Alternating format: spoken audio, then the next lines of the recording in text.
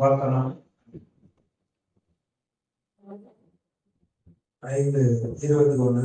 ஆதலால் பாவம் மரணத்துக்கு ஏதுவாக ஆண்டு கொண்டது போல கிருபையானது நம்முடைய கர்த்தராகிய இயேசு கிறிஸ்துவின் மூலமாய் நீதியினாலே நித்திய ஜீவனுக்கு ஏதுவாக ஆண்டு கொண்டது. நம்மை ஐஸ்வர்யவான்களாக மாற்றுவதற்காக மாத்திரமல்ல, பாவம் ஒரு மனுஷனை எப்படி அவமானத்துக்குள், நிந்தைக்குள், ஒரு மரணத்துக்குள் எப்படி தள்ளுகிறதோ, கிருபையானது நம்முடைய கர்த்தராகிய இயேசு கிறிஸ்துவின் மூலமாக நமக்குள்ளே நீதியை கொண்டு வருகிறது, பரிசுத்தத்தை கொண்டு வருகிறது, நித்திய ஜீவனை அது நமக்கு கொண்டு வர முடியதா இருக்கிறது. அப்ப ஆண்டவருடைய கிருபை அப்படின்னு சொல்கிற பொழுது இந்த பூமியிலே நன்றாக வாழ்வதற்கு தேவன் எல்லாம் கிருபையை நமக்கு கொடுக்க வல்லவராய் இருக்கிறார். தேவன் இன்னைக்கு மனிதர்களோடு எப்படி அவர் செயல்படுகிறார், எப்படி அவர் நமக்காக காரியங்களை செய்கிறார் என்று பார்த்தால் 3 காரியம் தேவத்தில் சொல்லப்பட்டிருக்கிறது. ஒன்று, தேவன் பிரமாணத்தின் அடிப்படையில் அவர் நம்மிடத்துல செயல்படுகிறார், நம்மோடு ஐக்கியப்படுகிறார். அவர் ஆவியா இருக்கிறதுனால ஆவியா இருக்கிற தேவனை ஆவியோடு உண்மையோடு தொழுது கொள்கிறோம். அந்த ஆவியா இருக்கிற தேவன் அவர் தன்னுடைய சத்தத்தை துணிக்கப்படுகிறார். அந்த வார்த்தை எப்படி நமக்கு கிடைக்கிறது என்றால், இந்த வேத பிரமாணத்துல, கற்பனைகள்ல, கட்டளைகள்ல தேவன் அவருடைய சித்தத்தை நோக்கத்தையும் வெளிப்படுத்தி இருக்கிறார். உபாகமம் 4:40 சொல்லப்பட்டிருக்கு, நீ நன்றாக வாழ்ந்திருப்பதற்கும் நீடித்து வாழ்ந்திருப்பதற்கும் அவருடைய கட்டளைகளையும் பிரமாணங்களையும் கை கொள்வாயாக. அப்ப இந்த பூமியில நன்றாக வாழ்வதற்கு, நீடித்து வாழ்வதற்கு, திருப்தியாக வாழ்வதற்கு, தேவனுடைய ஆசீர்வாதத்துல வாழ்வதற்கு ஆண்டவர் பிரமாணங்களை நமக்கு எழுதி கொடுத்திருக்கிறார்.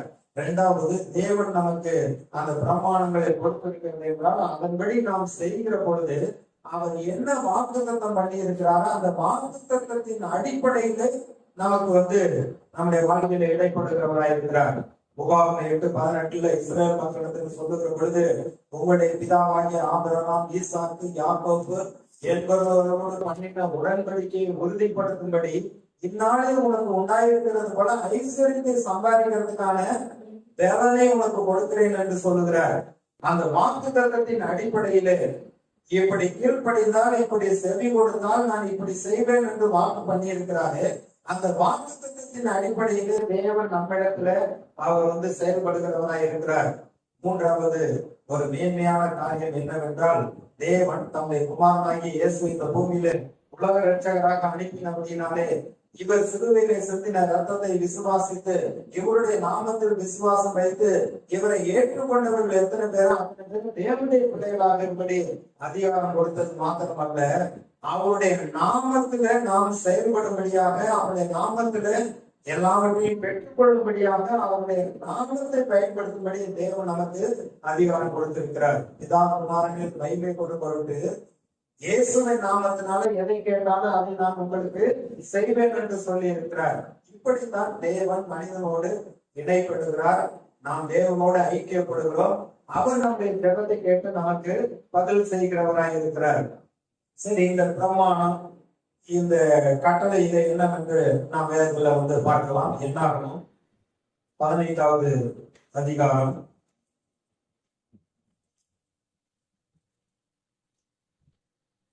என்னாகணும்? 15வது அதிகாரம் 15-16 வசனம். சபையாராகிய உங்களுக்கும் உங்களிடத்தில் தங்கி இருக்கிற அந்நியனுக்கும் ஒரே பிரமாணம் இருக்க வேண்டும் என்பது உங்களுக்கு தலைமுறைகளில் நித்திய கட்டளையாய் இருக்க கடவுது. கர்த்தருக்கு முன்பாக அந்நியனும் உங்களை போலவே இருக்க வேண்டும். உங்களுக்கும் உங்களிடத்தில் தங்குகிற அந்நியனுக்கும் ஒரே பிரமாணமும் ஒரே முறைமையும் இருக்க கடவுது என்று சொல் என்றார்.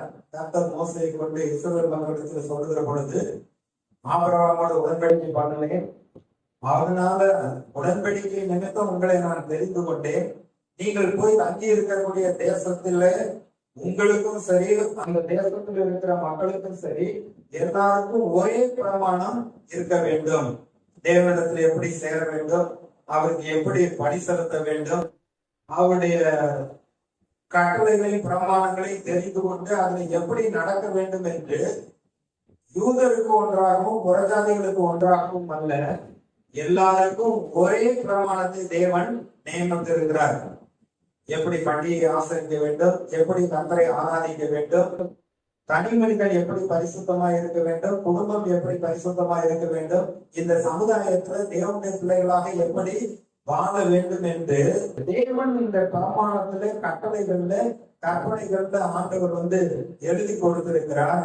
இது இந்த பூமியில இருக்க எந்த தேசத்துல இருக்கிற மக்களாக இருந்தாலும் எல்லாருக்கும் ஆண்டவர் ஒரே பிரமாணத்தை தான் வைத்திருக்கிறார். ஊருக்கு ஊரு அவர் தன்னை மாற்றிக் கொள்கிறவர் அல்ல. பூமி முழுவதும் மேல அவர் வீற்றிருக்கிறார். பூமி உருண்டையின் மேல் தேவன் வீற்றிருக்கிறார் என்று சொல்லப்பட்டிருக்கிறது. பூமியின் ஜனங்கள் எல்லாமே அவர் உண்டாக்கின மக்கள், அவருடைய கரத்தின் கிரியைகளாய் இருக்கிறது. எல்லாருக்கும் தேவன் ஒரே பிரமாணத்தை வைத்திருக்கிறார். அந்நியனுக்கும் பரதேசிக்கும் தேவனுடைய சுதந்திரவாளியா இருக்கிறவர்களுக்கும் தேவன் எல்லாருக்கும் ஒரே பிரமாணம் வைத்திருக்கிறார்.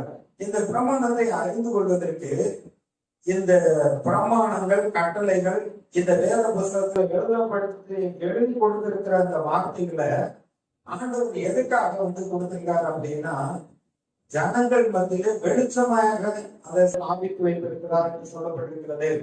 அதாவது கூட சங்கீதம் 19 105 வசனத்துல, உங்களுடைய வசனம் என் கால்களுக்கு தீபமும் பாதைக்கு வெளிச்சமாயிருக்கிறது என பிலிப்பியர் நிருபத்துல பவுல் சொல்வது, ஜீவ வசனத்தை பிடித்துக் கொண்டு உலகத்தில் சுடர்களை போல் பிரகாசிக்கிற நீங்கள், அவர் விருப்பத்தையும் செய்கையும் உண்டாக்குகிற தேவன். வசனத்தை பிடித்துக் கொண்டு இந்த உலகத்திலே சுடர்களை போல் நாம் பிரகாசிக்கிறோமா? மலை பிரசங்கத்திலே இயேசு சொல்லுகிற பொழுது, நீங்கள் தான் இந்த உலகத்துக்கு வெளிச்சமாயிருக்கிறீர்கள் என்று சொல்லுகிறார். இந்த கர்த்தருடைய வார்த்தைகள், பிரமாணங்கள், கட்டளைகள் அது நம்முடைய பாதைக்கு தீபமாக, நம்முடைய கால்களுக்கு தீபமாக, பாதைக்கு வெளிச்சமாக இருக்கிறது. இந்த வெளிச்சமாக இருக்கக்கூடிய இந்த பிரமாணங்களை தேவன் பல விதத்துல நம்முடைய மனதை விட்டு விலகாதபடிக்கு அவர் வேதத்துல சொல்லி இருக்கிறார். முதலாவது பாத்தீங்கன்னா ரோமர் 8வது அதிகாரம் 2வது வசனத்துல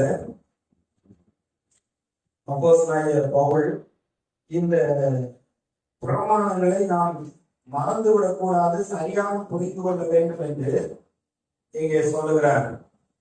கிறிஸ்து இயேசுவினாலே ஜீவனுடைய ஆவியின் பிரமாணம் என்னை பாவம் மரணம் என்பவர்களின் பிரமாணத்திலிருந்து விடுதலை ஆக்கின்றேன். இந்த பூமியில 2 விதமான பிரமாணம் வேலை செய்கிறது.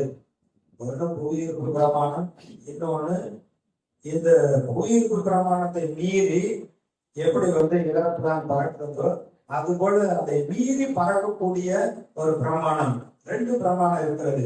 அது போல அந்த ஆவிக்குரிய வாழ்க்கையில ஒன்று பாவ பிரமாணம், அது மரணத்தை கொண்டு வருகிறது. இன்னொன்று ஜீவ பிரமாணம், அது நமக்குள்ளே நித்திய ஜீவனை கொண்டு வருகிறது. அது இயேசு கிறிஸ்து மூலமாக உண்டாகிறது. அப்ப ஆவியின் பிரமாணம் பாவம் மரணம்ங்கிற அந்த பிரமாணத்திலிருந்து நம்மை விடுதலை ஆக்கிட்டு யார் கடவுள் இருக்க வேண்டிய அவசியம் இல்லை. பீடி தண்ணி இது போன்ற தவறான பழக்க வழக்கத்தில் இருக்க வேண்டிய அவசியம் இல்லை.